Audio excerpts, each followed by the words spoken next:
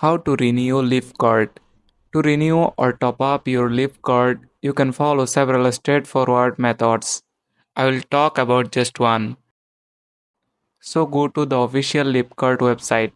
If you don't have an account, log in using your details.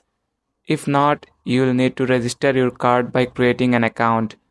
Once logged in, you can choose to do a manual top up, where you can select the amount to add your card, or set up an automatic top up, which adds funds to your card automatically when the balance falls below.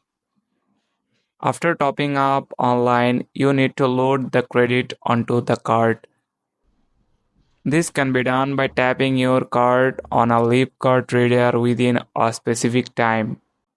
These readers are available on buses, at tram stops, and also at many rail stations. That's it. Thanks for watching the video.